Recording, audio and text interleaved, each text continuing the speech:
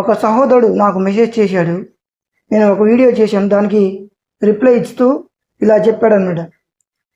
కసపు గుణగన్న అని ఒక ఆయన ఇలా మెసేజ్ చేశాడు. ఏంటంటే, ఈ క్రైస్తవులు మత ప్రచారం చేస్తున్నారు, ఈ క్రైస్తవులు దేవుని ప్రేమ చూపట్లేదు, ఈ క్రైస్తవులు దేవుని యొక్క నామాన్ని చెడగొడుతున్నారు అని మెసేజ్ చేశాడు. దేవుని యొక్క నామాన్ని వీరి ద్వారా దూషించబడుతుంది అని మెసేజ్ చేశాడు. దానికి నేను రిప్లై ఇచ్చాను, అవును బ్రదర్, మీరు చెప్పింది కరెక్టే. క్రైస్తవులు ఎక్కువ మంది అబద్ధం చెప్పేవారిని, మోసం చేసేవారిని నమ్ముతున్నారని నేను రిప్లై ఇచ్చాను. మన క్రైస్తవులు మత ప్రచారం చేస్తున్నారు, ఇది సత్యం. ఎలా అంటే, మత ప్రచారం అంటే ఏంటో తెలుసా? మన వాళ్ళు క్రైస్తవులు మత ప్రచారం చేస్తున్నారు.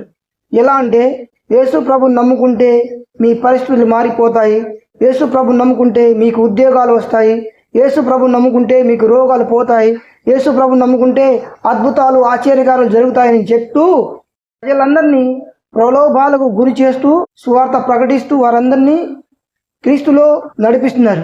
ఇది మత ప్రచారం. 100% ఇది మత ప్రచారం కింద వస్తుంది. నిజమే చెప్తున్నా, నన్ను ట్రోల్ చేయని, ఏమైనా చేయని, కానీ ఇది మత ప్రచారం. కానీ యేసుక్రీస్తు మత ప్రచారం చేయలేదు. మన దేశంలో పూర్వ క్రైస్తవులు అంటే మిషనరీలు, వాళ్ళు మత ప్రచారం చేయలేదు. వారు యేసుక్రీస్తు యొక్క ప్రేమను చూపించారు, యేసుక్రీస్తు యొక్క దయను, కరుణను వారు చూపించారు. వారి వల్లే మన దేశంలో మిషనరీ స్కూల్స్, మిషనరీ హాస్పిటళ్ళు, మన రాజమండ్రి దగ్గర ఉంది కదా బ్రిడ్జి, ధవళేశ్వరం బ్యారేజీ, సర్ అర్ధన్ కాటన్ అని ఆయన ఇంజనీరు, ఆయన మిషనరీ, ఆయన తూర్పుగోదావరి జిల్లా, పశ్చిమ గోదావరి జిల్లా, ఈ 2 జిల్లాల్లో తీవ్రమైన కరువు 1850 ఆ టైం ముందు.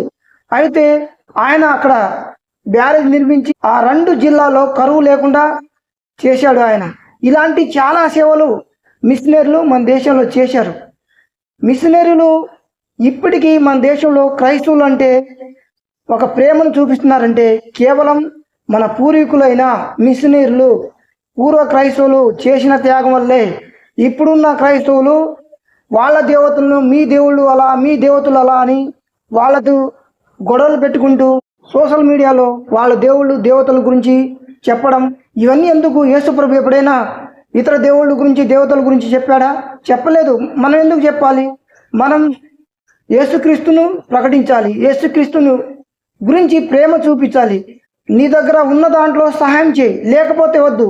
కానీ అన్నీ ఉండి కూడా దోచుకుంటున్నారు. సంఘాన్ని దోచుకునే వాళ్ళు తయారయ్యారు. లోకాల్ని, ఈ లోకంలో ఉన్న వారందరినీ దోచుకునే వాళ్ళు మన క్రైస్తవుల్లో తయారయ్యారు. వాళ్ళు మత ప్రచారకులు. వాళ్ళు క్రీస్తు ప్రేమను వాళ్ళు చూపరు, పంచరు కూడా. అది మత ప్రచారం. క్రీస్తు మిషనరీలు చేశారు కదా సేవ, అది క్రీస్తు యొక్క మార్గం, అది జీవ మార్గం, అది పరలోకంలో నడిపించే మార్గం. ఆ మార్గమే ప్రకటించాలి, కానీ మత ప్రచారం చేయకూడదు, అది నేరం. మన పూర్వకాలంలో ఉన్న మిషనరీలు వాళ్ళు చేసిన త్యాగం వల్లే మన దేశం గొప్ప స్థాయిలో ఎదిగింది. ఇది అందరికీ తెలుసు. కాబట్టి ఇప్పుడున్న క్రైస్తవులు సాధ్యమైతే సహాయం చేయి, కానీ ఇతర మతాలు మాత్రం దూషించకండి. దయచేసి అందరికి చెప్తున్నాను, దూషించవద్దు, ప్రేమను చూపించండి. అందరి పట్ల సహోదర భావం కలిగి ముందుకెళ్దాం. ఈ మాటను బట్టి అందరూ జీవ మార్గంలో నడుచుదురుగాక. ఆమేన్.